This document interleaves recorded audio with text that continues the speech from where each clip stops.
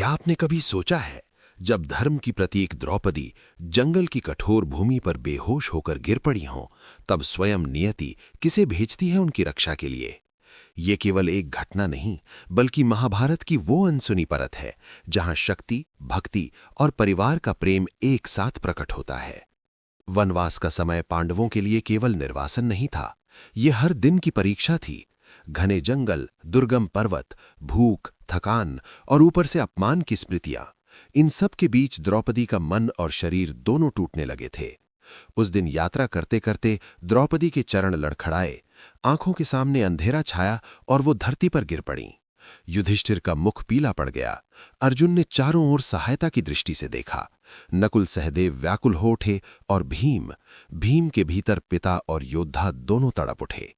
ब्राह्मणों ने मंत्रोच्चार किया, आशीर्वाद दिए। पांडवों ने प्रेम और करुणा से द्रौपदी को संभाला, परंतु मार्ग अभी भी शेष था, और वो मार्ग साधारण नहीं था। सामने थे आकाश को चीरते पहाड़, जिन पर चलना असंभव सा प्रतीत होता था। तभी आकाश में एक गर्जना गूंजी, पेड़ों की शाखाएं कांप उठीं। पांडवों ने ऊपर देखा और जो दृश्य दिखा उसने आशा जगा दी। वो था भीमपुत्र घटोत्कच, राक्षस कुल में जन्मा पर हृदय से धर्म का रक्षक। उसकी आंखों में अद्भुत तेज था और स्वर में अपनापन। उसने आगे बढ़कर कहा कि माता द्रौपदी की पीड़ा अब और नहीं सहन की जाएगी। ये केवल शब्द नहीं थे, ये पुत्र का संकल्प था। घटोत्कच ने अपनी मायावी शक्तियों का आह्वान किया। एक क्षण में आकाश मार्ग खुल गया। उसने पांडवों और द्रौपदी को अपनी शक्ति के सहारे उठाया और वे सब उस दुर्गम मार्ग को पार करने लगे जहां मनुष्य का पहुंचना असंभव था। नीचे भयावह खाइयां थीं, ऊपर शांति।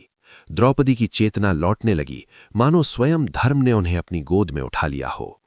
आकाश मार्ग से ये यात्रा केवल शारीरिक नहीं थी, ये संदेश थी कि जब धर्म डगमगाता है तब ईश्वर किसी न किसी रूप में सहायता भेजते हैं।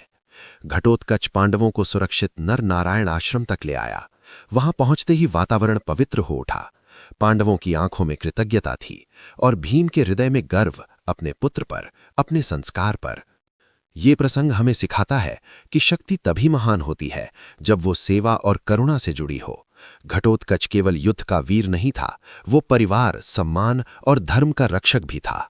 अगर आपको महाभारत की ऐसी गूढ़, रोमांचक और प्रेरणादायक कथाएं पसंद हैं, तो अभी इस वीडियो को लाइक करें, शेयर करें और ऐसी ही अद्भुत कहानियों के लिए यूट्यूब चैनल कृष्णा दृष्टि महाभारत को सब्सक्राइब जरूर करें, क्योंकि यहाँ हर कथा केवल कहानी नहीं, धर्म का जीवंत संदेश है।